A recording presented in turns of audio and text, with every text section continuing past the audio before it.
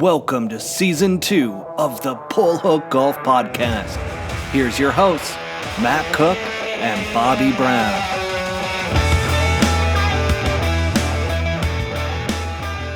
Welcome back, everybody, to Pull Hook Golf, the podcast.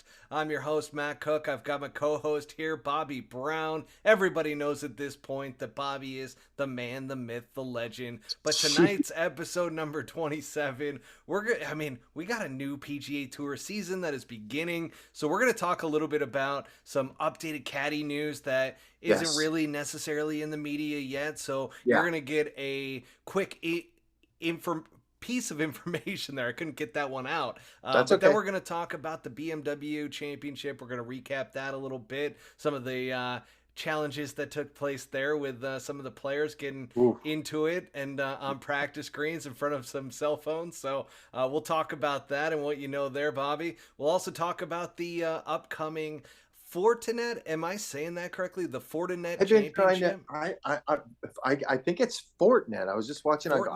I've been saying Fortinet for the last I can't even remember. There's an I in there though, Bobby. Yeah, it's Fortinet. So yeah, who knows? I mean, maybe we should have.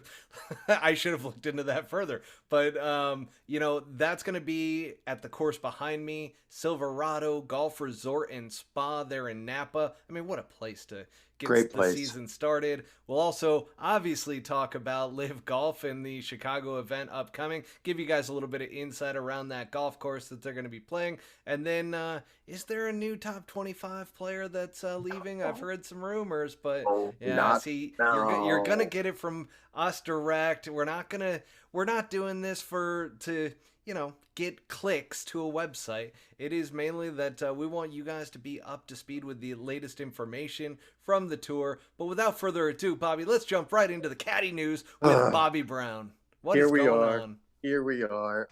We had a few changes. We're obviously in Napa. You just went over that. We're at a great place, Silverado Resort.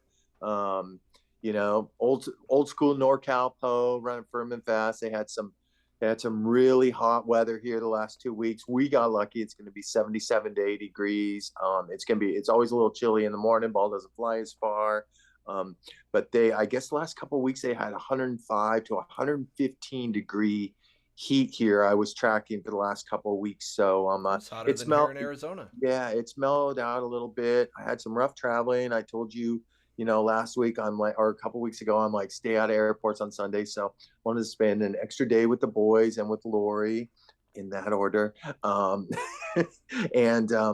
got a flight last night. I got one of those Southwest Super Saver fares, right? I booked it like a month ago. Troy teed me up on it. $98 from Charleston to Oakland. So I left Charleston. I know, right? Wow. I know. What a deal. What a deal. Well, as expensive as hotels are here in Napa, I mean, I felt I had to spend a little bit of money. So that was a little bit of savings. So I left Charleston. Check this out. It's 7:20 last night. Took a nice, not a quick one, but a little over 2 hours into Houston. And I'm sitting there in Houston, and there's some lady talking at the gate. I'm there about an hour, 20 minutes early. I can't hear a word she's saying, but she's yelling and screaming at people and that kind of stuff. And I'm like, oh, it's late. It's a Southwest employee. I feel bad for her. So something about the crew not getting there, right? So we get delayed an hour waiting on the crew. And then I was originally supposed to land at 12:20 a.m. and then keep my fingers crossed that I was going to get an Uber or something like that, and I booked a quick Courtyard Marriott right there at the airport. So it got to be about an hour and a half, and everybody's getting a little bit restless, right? So this crew finally shows up. So I got the A1 boarding pass. Okay, so A1 means after the wheelchairs and a few pre-boards, Matt. A few is the key. I look for that seat. If you've ever been on Southwest, like their Air Max, you got the two seats in the exit row. The one on the rail, horse racing talk. The one on the rail, you get that. Put your feet out, and I'm like, well, I got A2 on the first one. I got lucky, and I'm going to get A1, and I'm going to get it for sure. So we start lining up, and I'm watching this line at pre-boards, and it's 2022. I'm not going to tell you what I want to say, but we're going to Oakland, okay? And I'm counting the people lining up in pre-boards, and I've counted fucking 28 of them, and I'm like, one of these son of a bitches is going to steal my seat. So there's a guy standing behind me, and we're commenting about it, right? So she lets like So the deal with pre-boards is you can get a pre-board boarding pass, but I think you have to have something wrong with you, right? Don't you have to have a limp or Oh yeah, something I like mean that? you gotta be in a wheelchair or like have a handicap. Or a Like baby on tilt, yeah, or you I know, you love the gotta people have, that stroll up with like their 5-year-old and they're like, we need yeah. pre-board, and they're like, go Yeah, for right. it. It's I like saw that last night, but their age group was 5 to 25. So, so, so this one lady goes through with a pre-board, and I'm just sitting there and I'm losing my shit because I'm like, well, I'm not gonna fucking get there till 2 in the morning.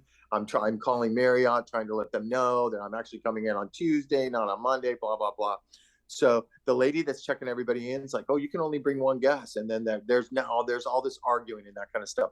So 28 of these people go on fucking pre-board right in front of me, and I am livid. So I sit and I give my little 2 cents to that lady right there. You know, she just shines me on and she looks at me and she goes, honey, I've been here all day long. I ain't no happier than you. And I'm like, okay, I can handle that. I can deal with that. We're on the same page. So I get on the plane, and you know, when you're the first general boarding on the plane, you got to tell the I don't hate to say stewardess, flight attendant, there you know, go. hey, I'm number one. So I go, hey, I'm number one. She goes, you just stay here for a minute. And I'm sitting there like that.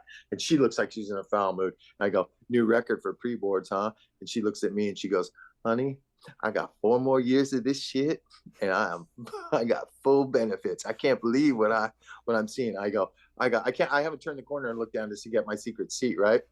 And I go, I'm not going to get that seat for A1. It doesn't mean shit, does it? She goes, honey, they all try to get that. But the fact is, with pre-boards, nobody knows you can't sit in an exit row if you're pre-board. So I turned the corner and that seat was open.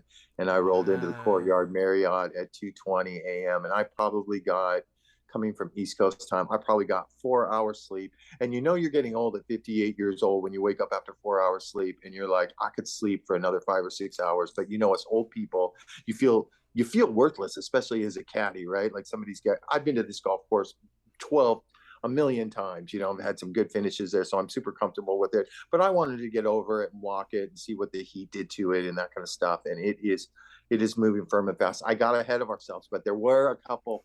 Well, that is caddy news, Bobby. I mean, that is caddy news about Bobby Brown. It is going to be, man. I'm the genius who said they weren't going to all play good at Evansville, right? And I was way off. They were well into the teens, but this baby is firm and fast. They are bouncing. They are moving. It is burnt out, spotty, rough. For some reason, there's patches of Bermuda that are showing up around the greens, which you don't see very often in California. That's a little strange. Yeah, so I had to make some notes of that and that kind of stuff. Not that any of these guys are like, you know, if you miss on the side. I usually, in a practice round, I'm usually looking at the conditions around the greens. If you get out of position where you can miss from, you know, there's a lot of tilts. It's old school Cali, right? And there's a lot of tilts and a lot of, you know, you can only put the pins in so many spots. So I said, taking some notes. I was walking around with our boy, James Hahn. He looked pretty sharp out there, but man, the way these greens were moving today already on a Tuesday, and granted, we're going to come down to 80 degrees, but I think it's going to be, you know, I don't think the scores are going to be too low. Let's put it that way. Troy played great here last year. We had a chance to win. We had not a great Sunday. We shot even or 1 under. So I'm looking forward to it. And it's always, you know, it's always exciting to get the year started, although it doesn't really feel like we're getting the year started, you know, because there's going to be those big changes next year coming up to the schedule where if you don't finish in the top 60 or 70, those are the guys that are going to play the fall, I believe, and I'm still trying to understand but that's, I guess, you and I both, Bobby. Yeah, I know. It seems to change all the time. So I guess they're going to jockey for position for their status. So a lot of new guys on the range today, you know, and you can tell it's a lot of new faces caddy wise. And there was a couple moves. I guess the 2 biggest moves, and I wouldn't really see them big moves, were Siwoo Kim. I told you he fired one of those Friday firings that happened at Memphis with Brian Branish. He has hired Manny Vajegas, who is Camilo Vajegas's little brother, who was a stud at then I'd recognize the name. Yeah, Manny. So Manny's happy all the time, so it'll be good for Siwoo. And it's funny, he called me. I kind of was the middleman on this deal, and you know, being the broker. You know, hey, he sent my usually some guys will float you some cash or something if you hook them up, you know, but they got to play good and make a big lick. And I talk shit, you know, but I don't really expect anything. If somebody wants to send me something, they're going to send me something. I just love that you say that. I know, because you know I want the fucking cash, Yeah, man. give me a check, bro. Give me $500. I Give me fucking a hooked you grand. up. Nobody's put together more jobs out here than me. Jeez Louise, everybody knows it. It's not like I'm You royally gotta get connected. compensated. I know you got to get compensated, and I have been in the past, and I've told you there's some guys that have really taken care of me, and to those guys, I really appreciate it. So Manny, so I put this deal together for Manny, and we were talking on the phone and that kind of stuff, and he goes, somebody, and he talks like his brother, like, I'm hey, he's like, hey, bro, I really want to send you something or something like that, and I'm like, hey, Manny, I caddied for Manny in a couple first stages, and I'm surprised he never made it he finished second in a Corn Ferry Tour event back in the day, but I really thought that he was going to be out here at some stage. But we've talked about how talent doesn't necessarily overcome everything else. You got to get some breaks and get the right status and that kind of stuff. So he'd been caddying for his brother the last few years. So getting back, he's like, I want to send you something. I go, hey, don't, my kids, my 5 and 9 year old, if you give them like a $25 Visa credit card or a $50 Visa card, they fucking think they're rich, right? You march right into that toy store and they're pulling 40 things and they're putting the card up there and they just feel like big guys. So I'm like, hey, send them a couple cards. He goes, no, I'm going to send something different. Keep your eyes on the mail. So day before yesterday, these 2 boxes come from Nike, right?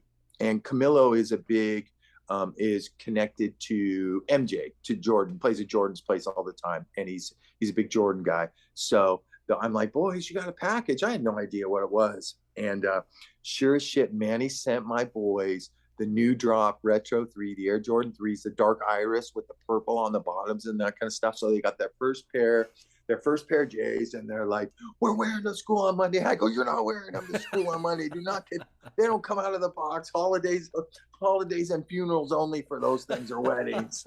So that was a class move on his part. So dude, that is a class move. Yeah, that's a class move, man. I mean, Manny. They're sick, yeah, and it's like they know who Jordan is, especially when my 9-year-old does, but my 5-year-old's starting to figure out, what an icon he was and that kind of stuff. So it was pretty cool. It kind of made my day. So Manny Vajegas to Siwoo, little Tom Kim, Fat Boy, little Dick. No Tom, way. So this was the one that I was asking you about a couple weeks back. I don't know how long this is going to last for, but starting at the President's Cup, Joe Scavra, Ricky Fowler's guy, is going to start with him at the President's Cup. Yeah. So we were, obviously. Will Zalatoris, we thought he was going to go there. We thought that was a logical move, but then Zalatoris had some success with the temporary caddy. So now it's kind of like, is this an interim spot? Like, Tom Kim can play.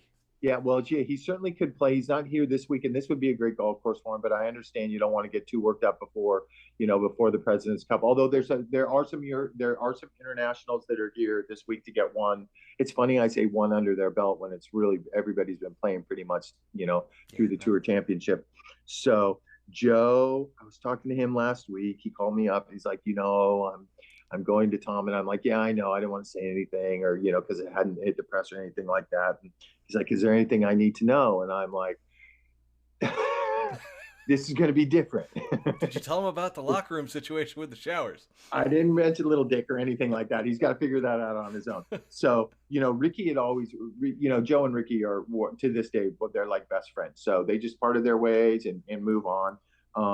So Ricky, if you notice watching on TV, Joe always carried a carry bag for Ricky, right? A little carry bag, like Puma would make, Puma/Cobra, they're the same company, would make a new carry bag, and it's all about selling bags and $1 and that kind of stuff. So every week he'd rock a nice, cool little bag that was going to go on the retail market. Well, apparently this Tom Kim bag weighs about fucking 947 pounds, and he's got this stick and that stick and the putting plates and 15 balls in there and all that kind of stuff. And I was talking to James Edmondson at the second playoff event that we had there in, where were we? I can't even remember. Wilmington, Delaware. That's how, it's a new season. I can't remember. It's a new season, Bobby. That was last year now.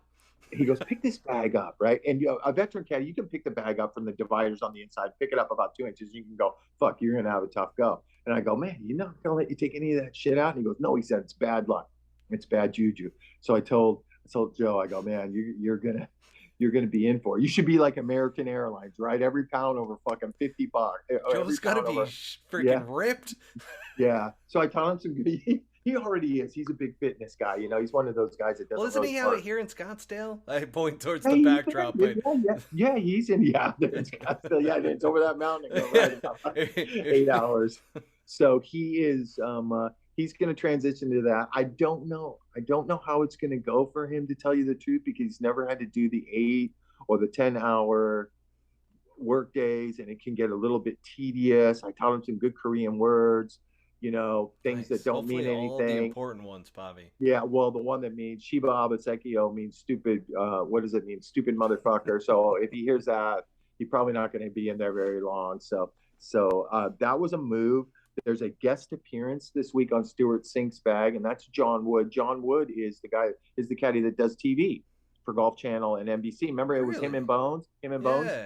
Yeah, the shorter guy. So he's filling in for Reagan Sink. I don't know. I didn't get any. His son. What's up with his son? I doubt he fired his own son. Yeah, I mean, that's a tough move.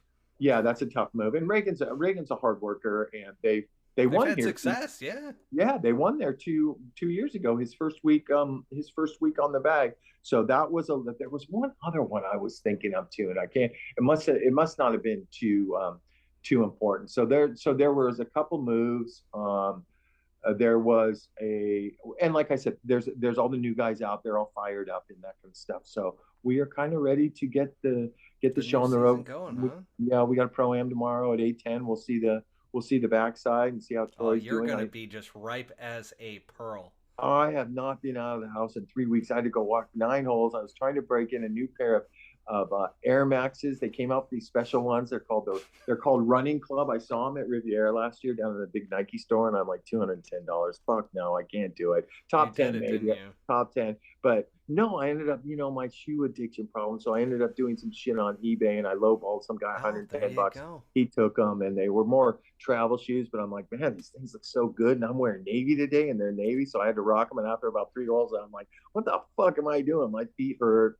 I'm not. It's funny to say that you're not in shape after being at home for 3 weeks, because I'm always moving at home, but it's not like you're carrying a bag. So, but I got my old faithful Air Max 90 SCs, and I'm ready to go. So I'm ready to get. I'm excited. I was all groggy this morning, but I'm like, man, it hit me. I'm like, fuck, I really like my job, and I really want to go out there and do some extra work. And it's always a good thing where you're sitting around a lot of veteran caddies. We were eating lunch, we were grabbing a snack before I went to walk out, and they're like, what are you doing here? Troy's not rolling in until tomorrow. And I'm like, I'm gonna go walk the golf course. And they're like, you're gonna walk the golf course? You've been here 15 times. And I'm like, fuck, I gotta go stretch my legs and be prepared and that kind of stuff. And it always makes you good things happen to those who go the extra mile, right?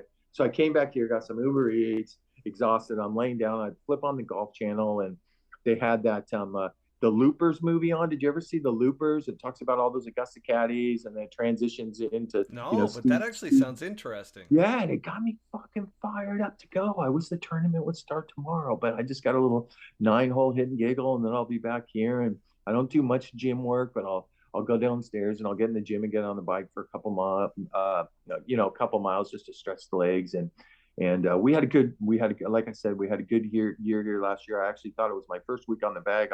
We had a chance to win and just didn't have one of those Sundays. So, I'm excited. Excited to see maybe this year's the year. You never know. You never know, Bobby, because guess what? It's all about the details, and that's why you're a goddamn legend, because you went out there today without your player. You walked 9 holes. You harassed James Hahn. It is perfect. You know what I mean?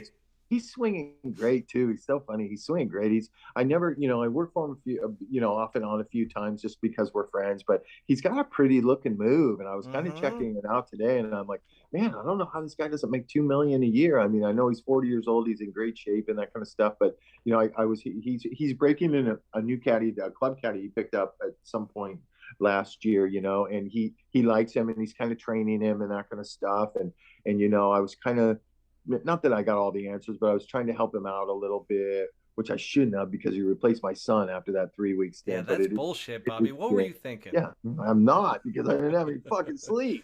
I'm running on fumes. So that's kind of the scoop here. I don't know.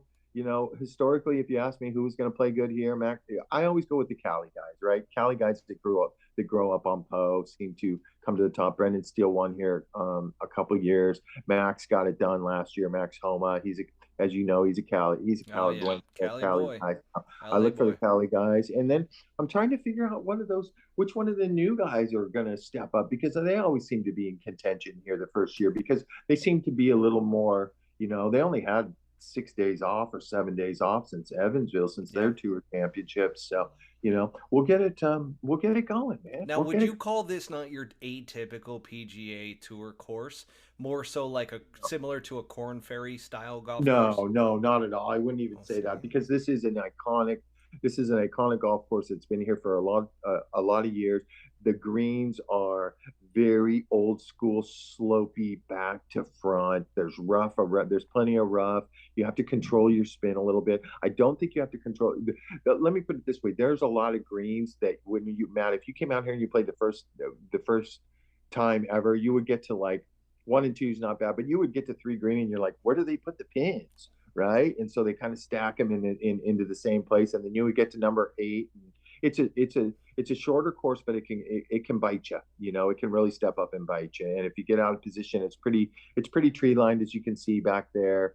And it's a great course.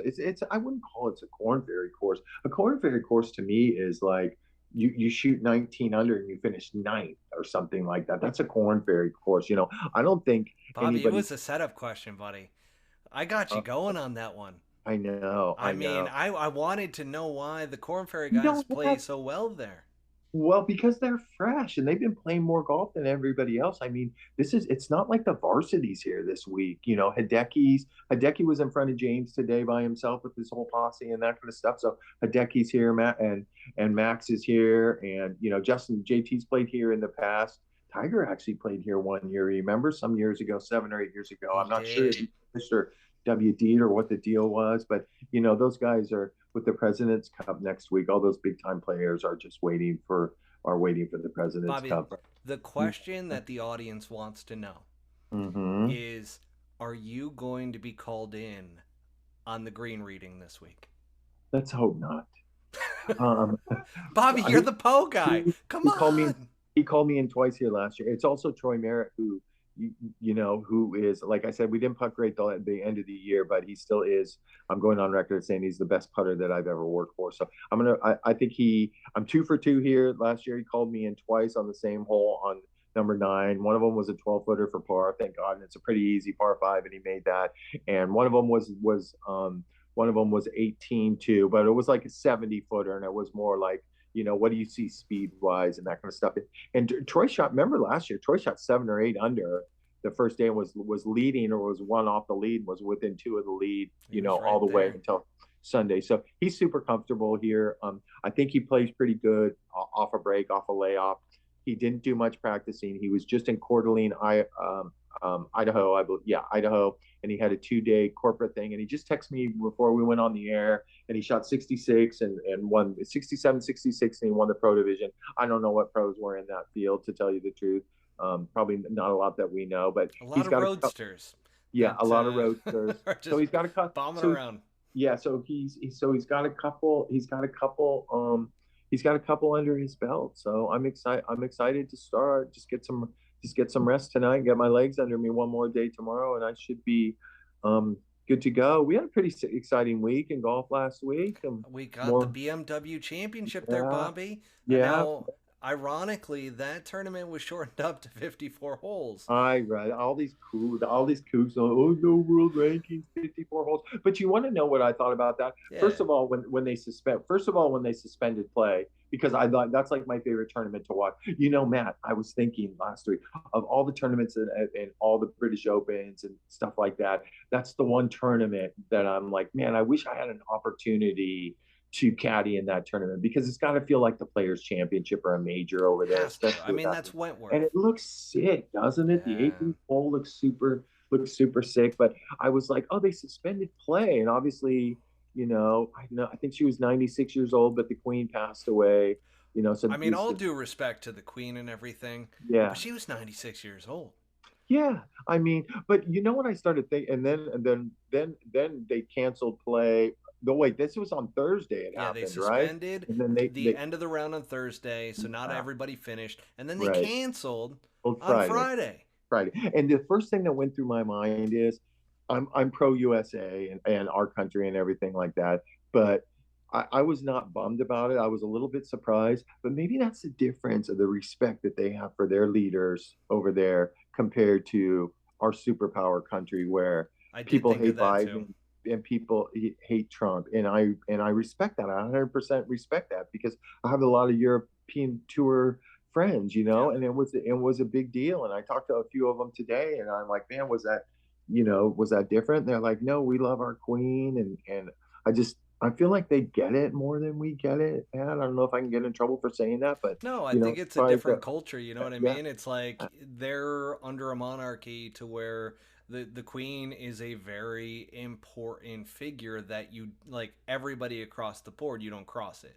Like you yeah, don't talk badly about her, you don't right, like and that's the entire royal family, right? You right, you get into the monarchy side and it's like, yeah, that's you don't yeah, want to go down that path of being that yeah, person where in our country you kind of have not only freedom of speech, but you also have the standpoint that you are divided based off of every 4 years who you're going to vote for. So it does and when all of a sudden those figures start becoming polarizing, all of a yeah, sudden you get people that are leaning way to one side and way to the other side, and they just battle like crazy. I think, not to say that I think they should have canceled the golf tournament on right, that Friday, but at the yeah, same time, it was cool to see that there was hmm, that level of respect.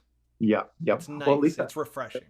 at least I got to watch because it was a big football weekend. So at least I got to watch that great Alabama game, which was just an unbelievable game too. So got my share of football in. But I respect that they did that. But great tournament, 54 holes. I know all the I've come to this great realization this last week: live versus the PGA Tour and that kind of stuff. And I'm at the point it's like, why don't everybody just cool out and let them play their tour? We play our tour. If they're going to be able to play in the Masters or the majors, big deal. Just let it happen, but let them do their thing. And because I feel like I don't know anybody that has a Twitter account or social media that starts with live tracker or this. Matt, let's be honest. They're getting paid from Norman from the live tour, aren't they, to just start shit? So I don't, even though I got plenty of shit to talk about, and my opinions and that kind of stuff, but I just feel like it's like you read the same shit all the time and you're like, what 19-year-old is getting scripted to tweet all this shit out and bring up all So these true. uh, And then it's childish now, it right? It's is. childish. And then we got the guys going at it. So we had Billy Yeah, Horschel and Ian yeah, Poulter out there on the I know. practice putting green, just getting into it. I mean, Right. like, is this not divisive and polarizing at this point? That's Hmm. why, like, people will say, oh, the players don't care. I would say that the rough majority don't really care what the others do. And then you have that select group on the PGA Tour, and you have a select group on the LIV Golf Tour that do care, that Yeah, are kind of like that abrasive personalities that kind of yeah, want to get into it. And I mean, it was ideal that Billy Horschel and Ian were getting into it because those yeah. are two they have their opinions and they're very boisterous They're about it.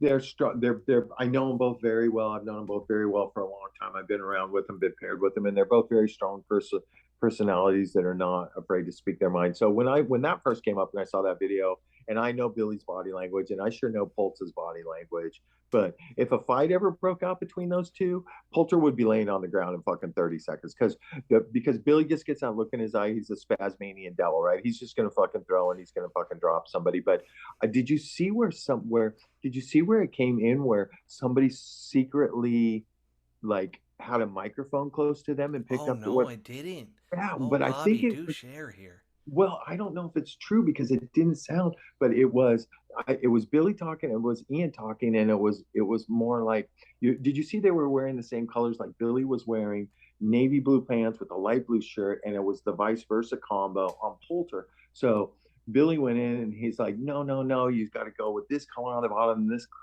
color on the Oh, top. that had to be a mock-up. Yeah, They it was. had to.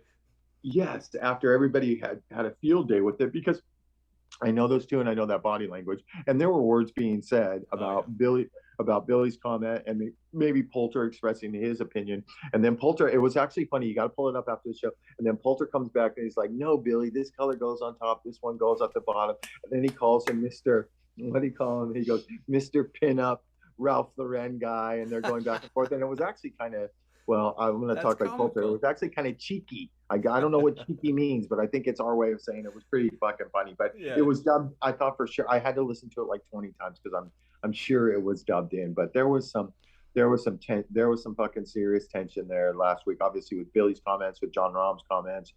I heard an interview with Shane Lowry, the eventual champion. And he's excuse me, boy, I coughed at least 3 times now. It must be the pressure of this show. And he's a pretty good dude, man. He's a pretty good dude. He calls a spade a spade. He doesn't really get too opinionated on anything. He's really laid back on the golf course to get paired with. What I really like about him the most is he's the F-bomb king out there. He doesn't care if there's 1,000 people 3 feet away. He'll go, "Oh, that was fucking horrible. What kind of fucking break was that?" Or "I can't make a fucking putt," or "fuck this," or "fuck that." And I like hearing that shit, And so he obviously, played fantastic, got it done. I mean, did you see the putt Rory had for eagle on the last hole? Looked like it was going in every jump of the way and somehow went a little bit right late. I know Gooch, hey, Gooch made a run. I think he finished 4th or something like that. His world. Gooch is playing some really good golf right now. I was just tonight. I was like scrolling through, and that Alan Shipnuck dude, was talking about how on his next show or whatever, I guess he's there in Chicago. He's like a big, likes covering the LIV, and he's like, "Oh, the player that nobody knows about is turning into like the most popular player." And I'm like, "God, this guy's a fucking douchebag." We've been talking about Taylor Gooch out here on tour for 2 or 3 years. What a great ball striker he is, and then how he's the kid's a stud. Oh, he's a beast. He's a beast. And I'm gonna say they got a lot of beasts on that tour, but let them play their tour and let us play our tour. And rules are rules. But the good news for him is they were chasing the world rankings, and he wasn't shy about saying it. He's like, "It's probably going to be my only chance." And that finish, I think Matt moved him from 46 in the world rankings to 35, and that should mathematically lock him because there's not a lot of time till April for the Masters. I mean, can Augusta still, if it's a rule that the top 50 in the world play, can they still like supersede that rule because it's their club? I mean, that's a legit question. I don't think they can. I mean, here's the thing. It's an invitational, right? Yeah, it is. You're right about that. So that answers that question. The Masters can do whatever the hell they want, really. Yeah. I mean, you don't really cross the Masters. And Fred Ridley, with what he's done, and I mean, he's done such a great job for the game. The one thing that I get fearful of is how much is the PGA Tour in his ear about banning these guys from the Masters, because Padraig came out and he's like, "I want to see everybody compete at the highest level for the 4 Masters. Don't care about everything else. Keep it all separate." And I'm in the same boat. I think keep it all separate, and I just want to see the best players in the world compete on that stage 4 times a year. Yeah, that's all I care about.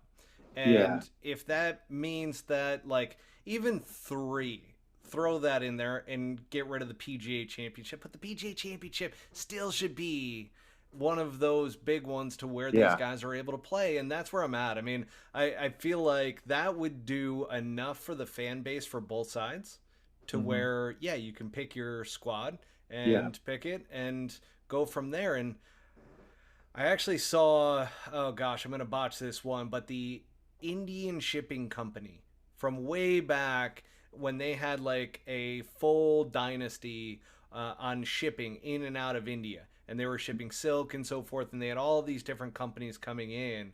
They did the same thing in order to keep their legacy and dynasty that the PGA Tour did. Divide and conquer. So basically, divide all the fans that want to be on the LIV side, keep all of your current fans, and then from there, you start to conquer from that point forward. So that's kind of, it was pointed out, I'm like, wow, that's actually a good, interesting historical fact that I'm like, yeah, it kind of is like that, to where the PGA Tour did. They drew the line in the sand. I called it out from the beginning, where I'm like, I think that was a mistake, but in the end, this might actually end up working out to where now you have 2 divided tours, and let's see if they last. And you already know what product you have on the PGA Tour. And as long as the fans get what they want when it comes to 4 times a year, I don't think that's too much to ask from a fan standpoint to allow the best players in the world to compete. This World Golf Rankings, it's going to have to get figured out because, as of right now, that's a debacle. Well, like Davis Love said, they're they've supposedly, if I understood him correctly on that podcast he did, they've already applied and been denied somewhat already. So they're in a year transition period waiting to see if they'll get it. So that's something that we'll worry about a year down the road. But I will tell you, Sunday with the NFL starting and Wentworth playing 2 balls, playing 2 sums, and us being 5 or 6 hours behind them, I was kind of like, do I watch the golf? Do I watch the football? I want to watch the golf. And then when that fat fucking Patrick Reed started making that run, and I just got on my burner account, I just got into this brawl with this guy who's a big Reed fan. And, I was firing back at him and that kind of stuff. And I don't know, it started at the start of the week where he's like, well, I think Patrick Reed's going to win. And I fired back, oh yeah, he's off that stellar T31 finish at the Asian Tour and that kind of stuff. So I didn't even know he'd made the lead at 13 under. And the leaders hadn't really even teed off yet, or they were through 2 or 3 holes. So my Twitter thing goes, bing, and this guy's like, what were you saying? And I'm like, oh my God, what was I saying? But I'm like, I fired back and I'm like, well, they don't fucking pay until everybody's finished. So, and I told him, I go, he's going to finish T5. I nailed it. They don't pay until everybody finishes. What a line. I would have never met you if that was the case, because I'd have been in fucking Bahamas living next to Adam Scott, in between Adam Scott and Justin Rose, in a very tiny little cubicle with running water and no cell phones. But so anyways, I was firing at this dude, and finally I fired back the guy, and I'm like, hey man, he's a fucking stud on the golf course. I understand that. I get it. He's very talented, and it's what's amazing to me about that fucker is that with all his bad karma, because we play golf, right? And golf's a big karma thing, and I've played before, and I've watched guys before, and I've worked for guys before. I'm not going to mention any names, nobody really recent or anything like that, but Sergio's the king of doing it. They got this dirty little lie around the green, and they're putting the 60 down there, and they're padding it and that kind of stuff. They're like, man, that's kind of cheating. So you're improving your lie. Well, it's amazing to me that karma, and I was explaining to this guy, it's just amazing to me that karma's never caught up with this guy, because there's a story, he did a brief stint at Georgia, right? And he played with like Kisner and Brian Harmon, and there was this thing, story going around that he was a little borderline klepto, like stealing shit out of guys' lockers and stuff like that. And somebody got to somebody, and these guys, Chris Kirk, they all bit their tongue. They took the high road and didn't want to talk about it. But I was explaining to this guy, I'm like, it just amazes to me. And he's like, and we ended up being now we're like friendly Twitter guys, because I do respect his play on the golf course. But I want to say he's fell all the way to 50 on the world rankings or somewhere around there. He's right on the bubble of making Augusta, not counting the past champion deal, of course. And that gets you in a lot more majors too. But, him finishing T5, I'm like, oh, this fucker probably went to 42 or 43. But with this new world ranking system, he stayed at 50. So he is still bubble boy there, which was surprising. He's going to have to play in some more Asian events. Yeah. Apparently so. He's going to have to skip Chicago, go straight for the Asian Tour. Well, he's going to have to probably win one of them or win 2 or 3, but it just goes to show you that he's, I've said before, he hasn't really been relevant that much in the last couple of years, but he got relevant real quick last week. Great leaderboard. Lowry wins, Rory, John Rahm goes for 62, Taylor Gooch is there. Talking about how tough the Korn Ferry Tour is, there's a young guy, he's not young anymore, he's probably 30, a kid named Thomas Dietrich, who played at Illinois, was a stud at Illinois, and I want to say he won nationals one year, or almost won nationals one year. And he came over here. He played good in the first Korn Ferry Tour event, and then he missed the cut in the next 2, and he had a chance to win. He finished like T5 or something like that. So that just goes to show you how strong golf is. Victor Hovland played good. Billy Horschel, 13 under. Hovland always plays good, man. That kid, he's got a move that's been ingrained. Yeah, he's a stud. But think about it, Victor Hovland. When was the last time this year, in the last 5 or 6 months, that he really had a chance to win a golf tournament. I'm going to classify him as one of those guys that's a world class stud that has the potential to be, possibly a top 5, top 6 player in the world. But it just goes to show you when those kind of talents get hot, that's when you hear about them, right? For those 5 or 6 week stretches where they can bust out a couple of wins and a couple of seconds and that kind of stuff. So it was a great field. A bunch of those LIV guys made the cut, as they should. Nobody's ever knocked their talent. And then you got Sergio just taking off, hopping on a plane, heading to a football game. Bobby Brown shit talking is kicking into the gear right now. So the big pussy, and I like Sergio, and I joke around with him a lot, but he is obviously very entitled, and he is very wealthy. He's emotional too.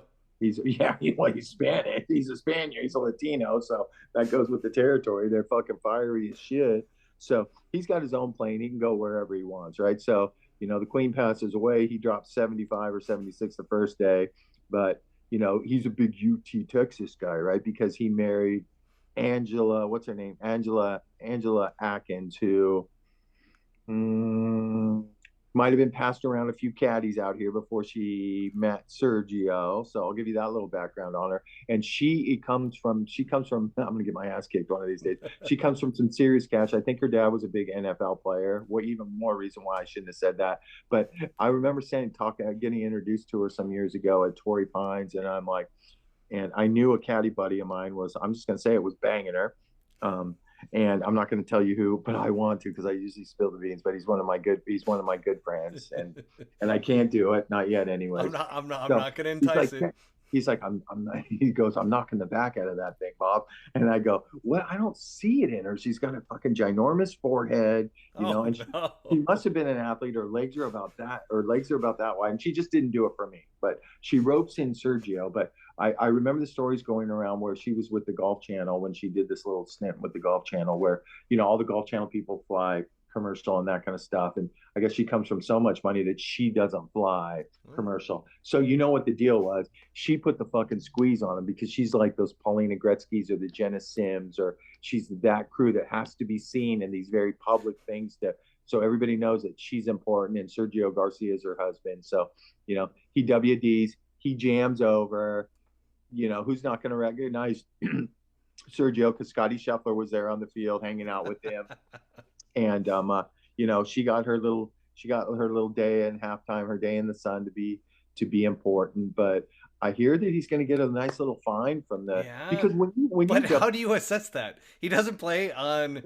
Well, I'll tell you how you assess that is when these guys WD, when you call an official over and you say, I'm out of here, I'm out of here. I hurt my wrist in the rough, which 85% of those are bullshit. The guys aren't just. They're just not playing good, and they're over it, right? And they just want to get out of there. And it's never the younger guys, the younger, hungry guys. It's already the successful, very wealthy guys that do it for the most part. But you have to go see a doctor, right? And you have to get I'm going to say a doctor's note or something like that. And from what I understand, I don't think he got any of that stuff. And then he shows up over there on national television, and he's obviously not hurt and that kind of stuff. So I think he's going to get a little slap on the wrist. And I don't think they publicize their fines either, but I think there's going to be repercussions for that. So, it is what it is. It's no surprise. I can attest to this because I got injured in a Monday qualifier for the PC Open in Endicott, New York, which has now become the Champions Tour event that's out there. But I actually tore a bunch of stuff in my right wrist, and the PGA Tour sent me right to the hospital, said, hey, we need to know what the results are. We're going to take care of everything. They took care of everything. Even as a Monday qualifier, I didn't have any stat. I was 18 years old. So, pretty cool situation. I've had guys WD, and they usually have, the PGA Tour has a medical staff on campus in case something happens, and they send them right to go see the guys. Like, well, hey, what do you got? And it's not like they're going through any thorough exam or anything like that. But they sent me right to the hospital to where did they actually, it was the fastest I've ever been seen in my entire life. All of a sudden, they're like, I walk in the door, and they're like, Matt Cook, PGA Tour, and I'm like, well, that's a good sound to it. Sure enough, they got me right in, got me x-rays, got me an MRI, the whole 9 yards. But that was actually pretty impressive. Well, you were actually hurt, right? I tore a bunch of these little tiny ligaments, ligaments and tendons in your wrist. And it was not a pretty sight. Well, this on-site PGA guy, he probably goes through this on a weekly basis, right? So he's like, hey, this is just checking a box or whatever, go ahead and get yourself healthy and take 2 Advil and call me in the morning. So we went through that drama. And then I know, what else did I read? Patrick Reed was popping his mouth off that he's done more for the DP World Tour, as it's called now, than Billy Horschel. Oh gosh, I did see that. Yeah, How he, even when he was on the PGA Tour, he did all this stuff for the European Tour and all this. Yeah, what a bunch of crock. Yeah, well, it's the other way around. These tours do think, if it wasn't for these tours, nobody would know who Patrick Reed or these guys are, right? So they actually are the ones that are doing things for the players, but that's typical. And like I said, the debate just goes on, and and it's just, like I said, all these LIV Twitter guys, man, they're just disrupting and talking shit. Hey, I stumbled on something. I don't know if you saw it, but there's I guess I don't know if it was last week or this week, but the fans, remember I was telling you those fans, my buddy, the fans are right on top of them. And did you see the video that came out today of the 3 or 4 hecklers? I think they were in Chicago when these guys were out playing a practice. Would they have been playing a practice round already today? Yeah, they would have been playing a practice round today, maybe. The early arrivals, I would think. So they had the 3 or 4 guys, and there were 7 or 8 players that, were hitting these tee shots on this little par 3. Do you know what I'm talking about? Where they were like heckling them and hang on a second. So this is the Country Club adjacent. I'm almost positive on this. So Country Club adjacent, they do a podcast, and they're somewhat comedians. Yeah, they're absolutely phenomenal. They have media passes at LIV. And so they go to the press conferences and they ask these crazy questions. Yeah. They have no relevance whatsoever. They're just funny questions to ask. They asked Cameron Tringali at the last one in Boston. They're like, Cameron, how are you so handsome? And Cameron can't answer. He's just sitting there embarrassed. I literally watched this 10 times over because they got Cam Smith was the first one they got, and he's over this tee shot. What did they say? Our people that are listening are probably not going to find this funny unless they listen to themselves. But they're like, you look like a guy who said he was going out to get diapers and never come back, right? And he backs off the shot and starts cracking up. And then they go, and then Matt Wolf comes up and they go, man, you look like the guy that goes into the barber and shows them a picture of another dude. And Wolf couldn't pull the trigger. Joaquin Neiman got up there, and they're like, he decided to play golf because he wasn't good enough at soccer. DJ got up there, and they go, since when did Hooked on Phonics get involved in golf? Oh my gosh. And Dustin didn't even bat an eye because it's so fucking true. Chase Koepka got up there, and what did they say? I was dying over Chase Koepka. They go, you look like the kind of guy who's been living with his brother, and he finally decided to kick you off the couch. And then Brooks gets up there next and he goes, you look like the guy who kicked your brother off the couch because you were tired of seeing him.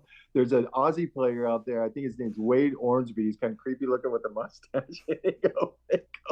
This was my favorite one. He goes, you look like a cop that's on Grindr. So I'm guessing Grindr is like a Tinder. A gay app. Or something like that. But they go through about 8 of them. What did they say to Fat Ass Perez? Kenny Powers, they call him Kenny Powers Shanks. God, was Perez, and there was another good one. They could do better on Perez than that. Yeah, I didn't get that one. That one went by Harold Varner. They got good. They go, oh, strong move going to leaving one tour you never want on to going to another tour. And man, Harold backs off, comes back, and he goes, man, that's all I'm hearing, and it really hurts. And now I'm like, shit, I shouldn't have talked shit about it. I know. Harold, we did right after we did our episode on that. Harold comes out the next day and it's just like, I've had a terrible time. And they're like, what's going on, Harold? And it's just like a sob story about he's like, I didn't know I was going to get this much criticism and everybody hates me. And he goes, it doesn't feel good to be hated. It's like, welcome to our world, Harold. That's why we got this podcast. Yeah, and then they got DeChambeau. They said, how can you be a bro and a nerd? Did you give yourself swirlies during high school? And he started cracking up. So it looked like it was all pretty good fun. Well, that one, I still can't believe. My guys over at Bob Does Sports with the Fat Perez. We've got Rob Berger, who he's Bob. And then you got Joey Colcuts. And they do this whole thing with Bryson DeChambeau, trying to make him like cool. right? Yeah. Because these guys are huge on social media. They've got their YouTube channels. They do these scrambles. Like, they're awesome guys. I had them out here in Scottsdale. We were in Old Town together. We ended up going out and playing Quintero when they did their scramble deal. And literally, I'm sitting there going, man, if you guys can't make Bryson cool, nobody can. It was a tough move. Tough move. Gotcha. But they were I mean, I literally watched it like 10 times and I was dying laughing. These guys are so weird. Oh, they said something to Bern Wiesberger too, something about his shirt on tuck, but they did it in this accent, like, oh, he's got his shirt untucked, he's here to party or whatever, you know. And I'm like, God, these guys are fucking geniuses. So it was it made my good.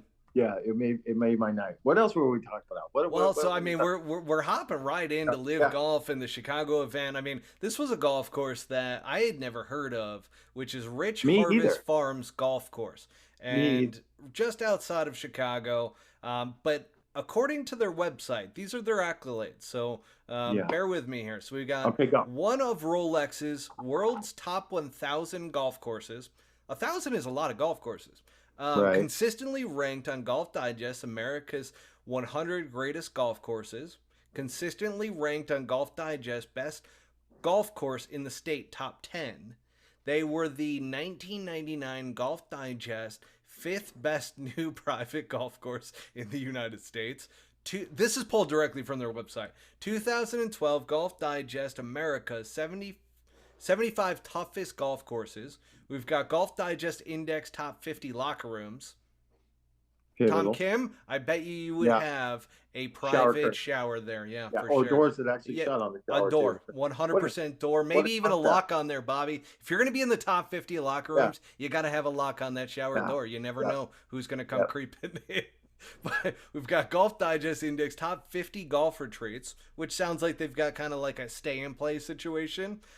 Golf Digest Index top 10 caddies. So there you go, Bobby. Well, if you want to be in the top 10 caddies. Well, okay, that's I think what that is actually not, they don't have like the top 10 resort caddies, but I think that is what that is it's the WGC, the WGA, the Western Golf Association, who is basically the Evans Scholarship Foundation, you know. So we had that. They were there in Wilmington for our second event. And did I tell you I didn't caddy on Pro-Am Day with 9-hole Pro-Am. You have a caddy that comes in and caddies for you. I felt so awkward. I didn't have a bag or anything like that. Interesting. And yeah, so that's what that means. But you know, they give away all those scholarships. You know, they give away all those scholarships to all those young kids, you know, that are caddying and that kind of stuff. And I think there was a couple. Well, Chick Evans? I think it was Chick Evans that started it. I think I got the name right. I always want to say Chick Hearn, the old Lakers guy. But they do a lot of great stuff for younger kids for caddying and give out scholarships to college and that kind of stuff. So they do a lot of good there. But that's the way that I interpret that. I do know they've had some pretty decent things there. You know, there's amateur wise. I wasn't done there. I mean, that list goes on. We got top 10 service. We've got top 10 accommodations. Top 10 meals and top 10 wine and spirits. Guess why LIV Golf is there? Top 10 wine and spirits, folks. It doesn't say party favors, but you know that's included. Well, and what I think the most important part of this you touched on is this is off their own website. Toot toot their own horn. But they've had there's the biggest Walker, you know, the amateur version of the Ryder Cup is the Walker Cup, and then something close to that is called the Palmer Cup too. Yes, so they had that in 2021 and 15. I remember they had it in 15. They had it they had the Big Chicks Ryder Cup chicks. They had the Solheim Cup there in like 2008 or 2009, I think. I know they've had a bunch of USGA qualifiers, so it's got to be a good golf. It's on a farmland. I mean, it's got to be great, like soil in there. You know what I mean? Soil. Soil's good for growing weed. Yeah. And what do you think grass is? Let me tell you something. Speaking of good soil, look behind you, because this soil right here for the greatest grapes in the world, other than maybe France, you know, that's good soil right there too. But you know what I was thinking? I'm like, well, if this golf course is so good, wouldn't it be nice to actually see them play a golf course where, you know, single digits wins or something, like 4 or 5 or 6 under? So I mean, I'm going to pay attention. You know, I'm going to pay attention to it. But like I told you, man, I'm I'm just at this point right now where I'm tired of listening to the bullshit. Let them play where they play. Let It's us play where we play. exhausting, man. Everybody It move really forward. is. It's It just is. exhausting. I It's just don't so want there to be this dynamic in golf. We have it in politics, we have it in religion. We yeah. don't need it in golf. Golf is not. Golf is a gentleman's game. We should all be getting Yes. along, having a great time, Yeah. playing the game, enjoying the game. If you want to watch LIV Golf, you go for it. If you Yeah, want to go watch for it. PGA Tour, go for it. That's why you and me have kind of this perfect dynamic to where you give us all the PGA Tour insights. I Yeah. try to follow LIV Golf very closely just so that we can provide those insights and everything. And at Yeah. times, like, yeah, I do defend the product a little bit, but I mean, at the end of the day, I try to be as neutral as humanly possible because Yeah. at the end of the day, it's just golf. Right? Well, It's just hey, a bro. great game. Bro, they had a huge setback today with Apple TV shutting them down. I'm How glad you about saw that? that. Yes, I did see that. They turned down the rights to LIV because too toxic, and I get it. And that would have been a huge thing for them to get Apple TV. Jesus, Well, I'd live on Apple TV at night sometimes. You know, that right would have been, now, yeah. Apple TV and Amazon Prime are Mhm. fighting back and forth. So Apple TV won the rights. So Apple TV Plus has the Friday Night Baseball. Yes. Amazon Prime Yeah, went yeah, and that's bought right. a bunch of baseball rights afterwards. So, like, for instance, me in Arizona, I can watch the Yankees play, for instance, the entire rest of the season because Amazon Prime bought the rights to the Yankees and for their broadcast and several other teams too. So these two are going back and forth and they're the juggernauts right now. They're kind of outside of the realm of the Netflix, the Hulus and so forth. They are the ones that are kind of fighting for streaming like live content and they want that. And for Apple to turn that down and go Yeah. too toxic, They don't. mean, They don't. That's a big. Well, you know what the funny thing is that's a huge hit for them. But you don't see any of these fucking Guido, Live latest, all these Live Twitter guys. You don't hear a peep out of them. not But talking about it. Did you happen to hear the fight back was that they moved that team championship purse up to $50 million shortly after they got shut down by Apple TV? So that was like their fight back. Well, now we're going to kick, unlimited Saudi cash, right? So now we're going to, that brings me up something that I want to talk about too. So now they pump that team championship that we don't understand how that works up to $50 million. But you want to know something here? Okay. So it's Sunday. So Wentworth finishes, right? And it's 9/11 on Sunday, right? So I finished watching a football game and 60 Minutes comes on, right? And it was an hour and a half of the fucking real deal with the Twin Towers. Like I lost it. Like I was crying. Yeah. Like I was crying on the couch. I mean, every It's time impossible not to. yeah, I mean, I was just, and they were talking to all the big firemen, the chiefs and the guys that lost their life. And I've just got this terrible feel, hey, listen, I know everybody does business with Saudi Arabia and that kind of stuff, but I'm not saying, who's the guy that runs Saudi? Is he a king? Is he a king over there? The one that owns Saudi Arabia or something? I don't know what you would call him, the prince of Saudi Arabia. It's a prince. It's one of the princes. There's a lot of But princes. now I'm like all emotional. I'm crying. Lori's coming downstairs. She's like, "What are you watching?" And I'm like, "Oh my gosh, I'm watching this 9/11." Because I like most Americans, I remember exactly where I was when that all happened, and I couldn't believe my eyes. And then they had some videos that just random people took off the street that were digitally remastered, where everything's Oh, real. I watched that documentary where they like matched up timeline wise to Yeah. everybody who was either filming it on a phone, talking Yeah. to somebody. They had recordings. They had 911 Jeez. calls. They had people in the building that like didn't ever make it out. Oh, I love talk about like 2,600 of them, I think was the number, 2,648 or something. So now all of a I've sudden got chills right now. I know, man. Oof. It's the worst day in American history. Let's be honest. And it's just like, and somehow my brain was tying that into LIV, and I'm just like, oh, these motherfuckers, and that kind of stuff. So that just put a damper on the whole Wentworth thing to me. I guess I was more pissed off at Patrick Reed and his comments, and I'm like, I was just bent over the whole thing. So it is what it is. We had some more. Remember I was telling you I was talking to, I'm not going to mention his name, not yet, but there's they had the big hooker party, where all the wives are out there with their boobs hanging out and their lips and everything like that. So A lot of money there. A lot of plastic, a lot of money. Whew, we're in the wrong business, my friend. Mom was right. Should have gone to college and med school. But I spent 7 years in college. It just didn't end up being a doctor. Are you even yet? Or did Biden get rid of that for you? No, I'm still paying. Lori's all excited. She got $10,000 taken away, and I'm like, don't publicize that. No, a lot of people are going to be happy about that because somebody's going to have to pay it. But I'm going to tell you that Patrick Cantlay, being a California boy, other than maybe last year, he's always played in this thing, because he's a California guy and he's a post specialist. But him and Xander are best friends, and Xander's wife. And now I don't know how to pronounce it. It's the future Mrs. Cantlay. Her name's Nikki Giedlash or Guidlash, Guidlash. You won't need to worry about that soon. Yeah, no, it's going to be Nikki Wealthy. So I've never met her. I don't know anything about her, but I know Patrick's pretty good, and he's a good dude. But him and Xander are best buddies. So the last 2 years, the four of them that got together and come up here the week before this tournament and done the wine tasting and just spent some time together. So he proposes to her, right?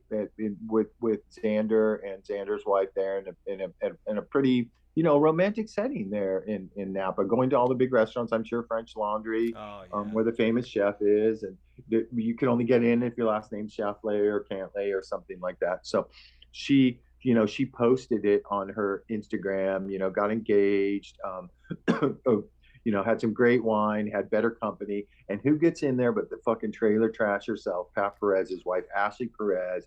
And she says something like, I'm sorry that doesn't, like, she's never done it before when Pat used to play here, right? I'm sorry that doesn't look like fun at all. And then she put a big old snoozing, sleeping emoji up. And now I know it's been moved off. And kind of big time. Is it like a live thing? Like, hey, I'm on the live tour, on the big money tour, and I'm like, well, fucking Patrick Cantlay's loaded up the fucking ass too. Yeah. Why would you have to shit on somebody's day? Would you?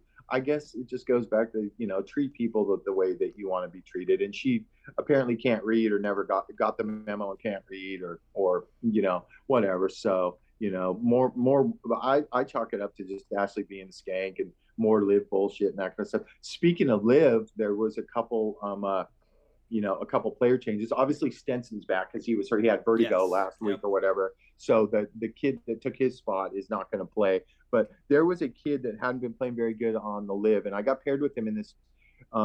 We went to Australia with Siwoo one year, and they do the World Cup. They do this World Cup thing. It's 2-man teams from every country, and Siwoo was playing with Ben On. So we got paired with this Adrian Otaegui, who's a good young Latino player, and I can't remember who the other one was. Andrea Pavon, I think, was the other one, and we played with them.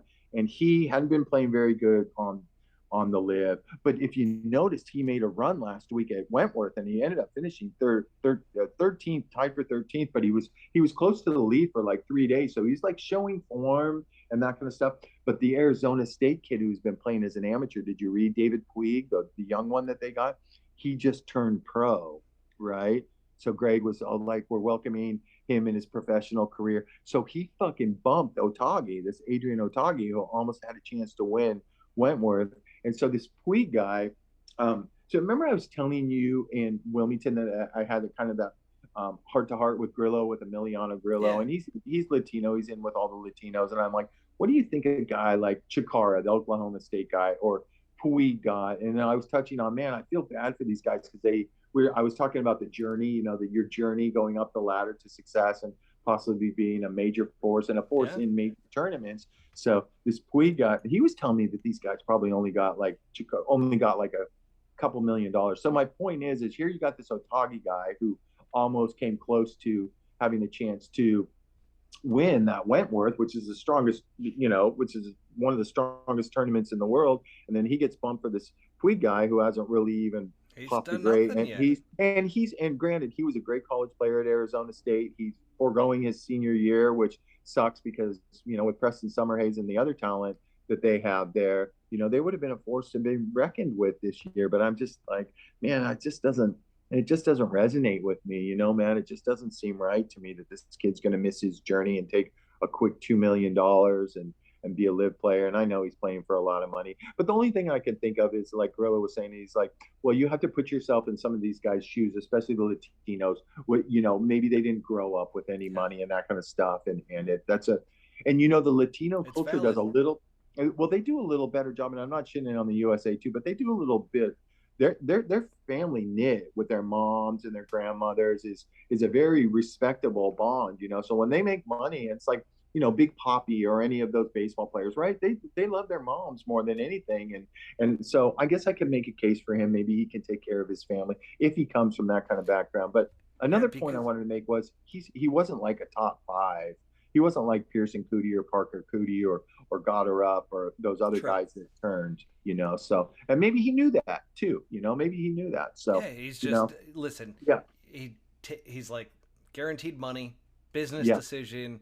Like, I get that, and I'm not gonna hate on that, because of the standpoint that, you know, if that was something that was offered when I was coming out of college, I probably would have taken it. Shoot. I mean, I'm not going to sit there and say that and play the card of, oh, you're wrong for taking that. But at the same time, I get where you're coming from, to where it's like, man, that journey, that experience that you're going to get by coming out, playing on the PGA Tour, the majors, because that's not a guarantee right now. It's like, man, that's a tough decision to make around your legacy and everything. And I hate to say this, but it almost goes to, where does your confidence lie? Are you confident in yourself that you're going to go on tour and make a strong living? Or are you not that confident? You're like, let me grab the money right now while it's there. And that is one of the telltales that I see within this entire dynamic. And at the same time, I look at LIV and I'm like, it's a fun environment. It's cool. Like, they're trying to make it very kind of trendy, and like, even with all the coloring and everything, like, you follow golf social media, it's like everybody's doing kind of the same thing. It's like, okay, this is the trendy new style. But then you got the European aspect to it too, where a lot of European people, I feel like in the LIV Golf forums, yes, it's biased, but at the same time, seeing all those international people that are very strong on LIV, because they're talking about PGA Tour is America, and you know, LIV Golf is international, and it's like, interesting, because the majority of the golf tournaments so far have happened in America for LIV Golf. But I guess that's going to change come next year. And I mean, I'm a proponent of just growing the game of golf. So whatever gets that done, I am a big fan of. I'm all for it. I don't mind. It's been nuts, because you and I have had to sit there and try to digest all of this, right? And give our best feedback to the fans and to the audience to help kind of guide them as to, hey, you're providing us with this information. This is what we're receiving on the back end. Make the best educational decision that you can make. We don't necessarily want to push people in one way or the other. It's just mainly, hey, whatever is the best for the fans is what it comes down to, because that's in the PGA Tour's mission. I'm sure that if LIV Golf ever comes out with a mission, which I don't know what it is at this point, but that would be pretty cool to see if they come out with one, because every business has a mission behind them, and ours is to give all the audience the real side of golf, inside the ropes, and an unfiltered approach to where, you know, we don't have these big corporate sponsors like the Golf Channel to where we have to be buttoned up. I mean, you look at somebody like Chambly, and as soon as he speaks out of turn, he gets absolutely crucified for it. So we're going to keep providing great insights every single week. I got a couple more things before I try and get some of the sleep deprivation. But you know, they were talking, you know, Reed was popping his mouth off last week, and Phil was popping his mouth off, and how the PGA Tour is like, you know, pretty much acts like they're running the DP World Tour. I've met numerous DP European Tour players over the years, numerous ones, and they're cool as shit. But I can tell you one thing that they all have in common. They are playing that tour because they want to eventually get to where? To this tour, to the PGA Tour. So I don't buy any of that stuff. And you know what else I read about LIV? What is the word? Okay, because I'm a high school a redaction. What is a redaction? A redaction is something that's like in a contract that you pull it out. As soon as you say something, you redact it. If you need to remove or state that never took place. So that I came across a redaction from the original players' contracts for LIV, and this is for this team championship that's coming up. And this is something, if you tell me this is, I'm finding that this isn't really a real tour. It's obviously not going away with their deep pockets. They'll just keep shelling more money in. But I came across a document that said for this team championship that there's 12 teams. And did you know they've taken it back now? But when they signed their contracts, did you know how they were going to decide the number 1 seed to the number 12 seed, and they're all going to go meet hand to head? They were going to have the team. Listen how this is. They were going to have the team captains of each team go to a par 3, hit a shot, and whoever was closest to the hole was going to be the number 1 seed. No. Whoever was second, this is no bullshit. You can pull this up. It's leaked on social media now, and it's redacted. I don't even know what the damn word is. But they're taking it out now. Whoever was second was going to be the number 2 seed. And I'm like, this is a fucking golf tour? I feel like I'm at Loma Santa Fe Country Club for the fucking, what are we going to do? A putting contest for $10 million? The horse race or something after these club championships at these ritzy clubs. So check that out, or have our group check that out. That was actually in their contracts that they signed. Can you imagine that? For the what's the name of the Racers? What's the name of Dustin's team? The Acers. The Acers. Aces. The Aces, not the Acers. They've won 3 out of 4. They're the number 1 seed. They're fucking unbeatable. God, I hope they get their Oh my God, they posted the leaderboard of the teams. Yeah, and it's like, it's not even close. But the last 4 teams have like 1 point. It's the most ridiculous thing you've ever seen. It's like, that's not a team leaderboard. Like, even the last place, like, whoever it is in Major League Baseball, they've at least got 20 wins. Yeah, I know, exactly. So that just goes to show you how that was, the shit was thrown against the wall, and they're like, all of a sudden somebody's like, yeah, that's, we're in a big fight with the PGA Tour, we're trying to disrupt. That's probably not going to make us look good. And then, of course, this is something you wanted to touch about. You had mentioned to me pre-show that there's another top 25 player going. Why am I hearing this? Are people just getting clicks? One of these live guys, one of these live news guys threw up this random thing today that said John Rahm's going to the live. Oh, dear Lord. Have they listened to everything that he has said? Yeah, I know. It's just, it's right. It's clicks, Bobby. It is anything that's shit on the PGA Tour. And I know, and I'm going to say this too. I know Greg Norman Jr. pretty good. He's kind of a surfer, wakeboard, expert. And fuck, let's be honest, he's Greg Norman's son. He was born in a Lucky Sperm Club. He doesn't have to fucking never work a day in his life. But now he's getting active on Twitter where he's just shitting on the PGA Tour and that kind of stuff. And I'm like, man, if it wasn't for the PGA Tour, nobody even would have known who the fuck your dad was.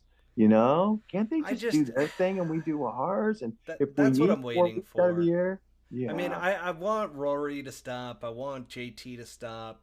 I want Greg Norman to stop. And that's the thing. Like, most people don't realize that a lot of the rhetoric that, you called it out early in this episode. A lot of the things that are being said on social media are paid. Mm-hmm. It's paid by LIV because they're taking the guerrilla warfare approach. And the PGA Tour came out and was very vocal about it to the media, tried to get the media on their side and everything. And the media played along, but yet everybody kind of saw through it to where it's like, now you've got both sides kind of playing dirty. And it's like, man, I just want it to go back to where we can all enjoy golf no matter what you're watching.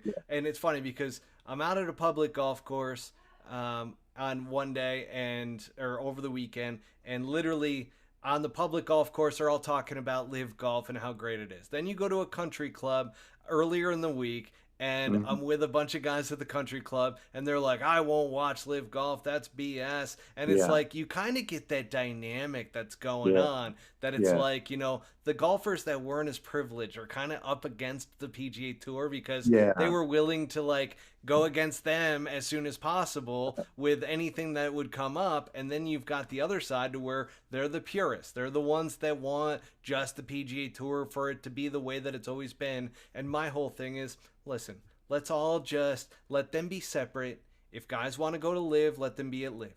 If guys want to stay on the PGA Tour, let them stay on the PGA Tour.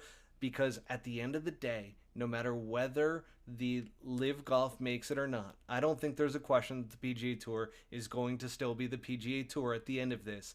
And that has been my entire standing point for this entire debate around this entire thing. But if LIV Golf is no longer, the PGA Tour is going to have a better product at the end of the day because of them. And that's like, you can't deny it. It's going to be one of those things to where like we've already seen changes that have benefited the players, I mean, the amount of money that's now being put in these Sure. purses, even looking at this tournament coming up, it's $8 million. Is it? Well, Yeah. there you and that's a low one. Yeah. And that's a low one. So, but wouldn't you agree that the LIV social media is a little more brutal on the PGA Tour than vice versa, though? You know Well, what the I mean? problem is the players have gotten too involved. Yeah. And you should see all the sound bites that get grabbed from Rory, from JT, from Rahm, from Billy Horschel, and it just gets repeated over and over again. And it's like, these guys aren't classy, they don't understand. And it's like, whew, if you knew some of these LIV guys, you would have a difference of opinion if you knew them. But at the same time, there are good guys on the LIV side, there's good guys on the PGA Tour side, and it just kind of sucks that it's kind of gotten out of hand at this point, to where, like, the people inside the ropes, like yourself, me getting that information as well, it's like, people just they're not privy to the info, and these media outlets are just going to play one side. And that's the tough thing with this entire dynamic. But at the end of the day, Bobby, it's whatever is going to be good for golf. The PGA Tour is going to survive. The PGA Tour is going to thrive because they're going to change, and they're going to change for the better, because whenever there's a competitor, 100%.